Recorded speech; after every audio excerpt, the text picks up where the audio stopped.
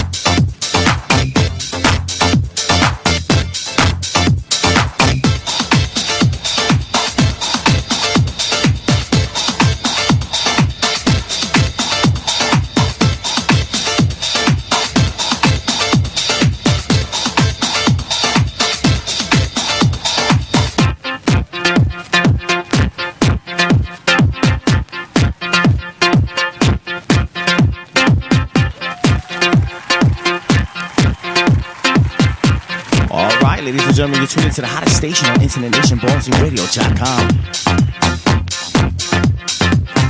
I am your boy Izzy Stars Live Asia.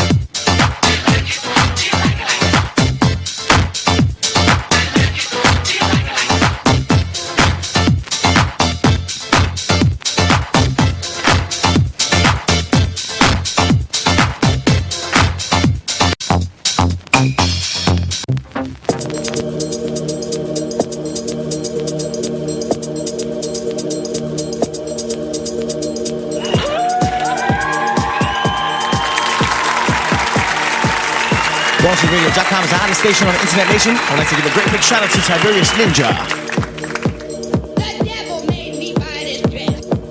Don't forget the number 610-994-4666, extension 111. 610-994-4666, extension 111. You're tuned into the hottest station on Internet Nation, BallsingRadio.com. I am your boy, Izzy Stars Live Asia. I have Aus Ultra Omni coming up in just a little bit. Don't go nowhere.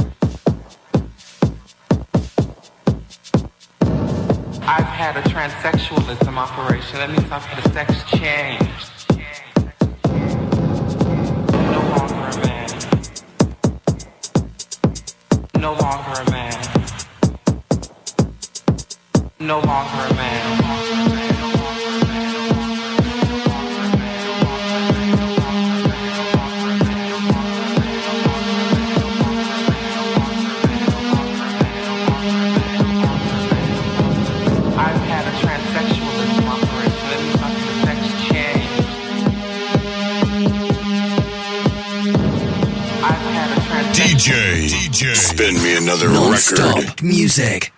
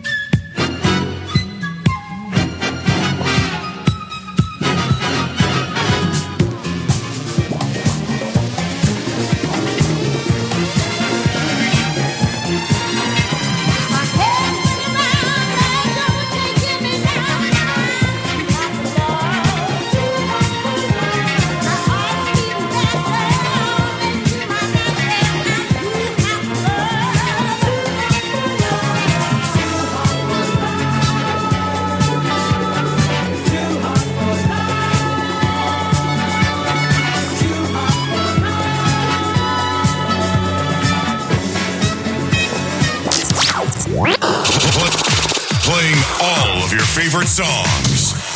Great music that makes you want to turn up the volume. 3, 2, 1. This is your DJ. In the mix.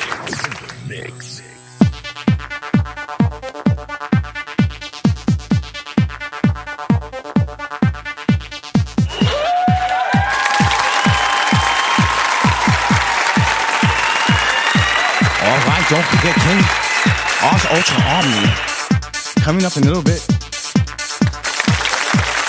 BallsRadio.com, the hottest station on Internet Nation. Don't forget number 610-994-4666, extension 111. Or check us out on BallsRadio.com.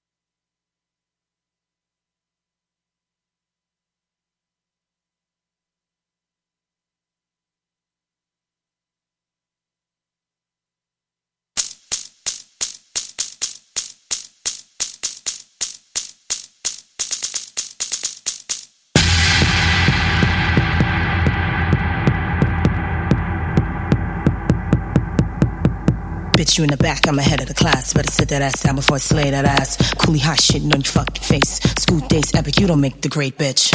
So let me see your power. Guns on speed, 1,000 miles per hour. At a deadly rate. That bitch is so shade, cause they just can't take.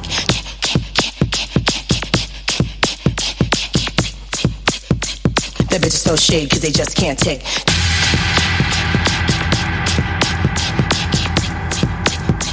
That bitch is so shade, cause they just can't take. So you want immaculate conception, then bitch let this be a true confession. You're a tired bitch. Bitch, you're a tangent. You want another meaning of late? Then here's a fucking mirror right in front of your face. So who wanna come for me? The only real bitch running NYC.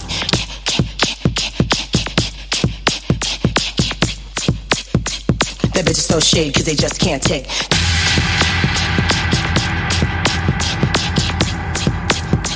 That bitch is so shade, cause they just can't take.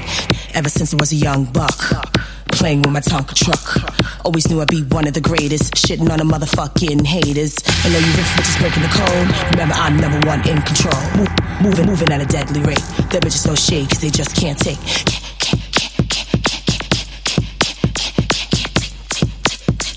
That bitch is so shade, cause they just can't take.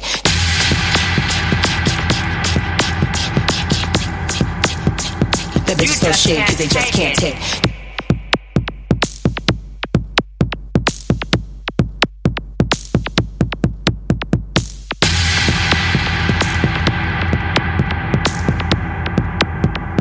You just can't take it.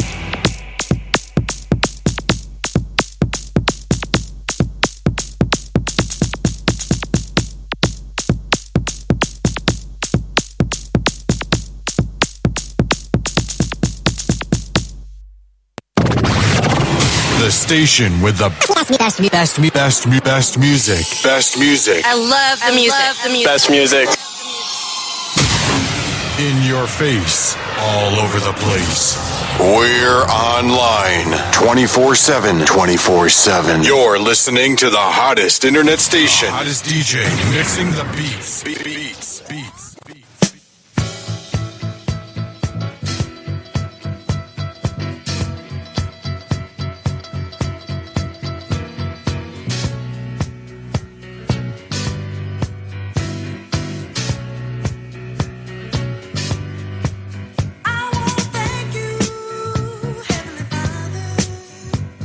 Shining your light on me.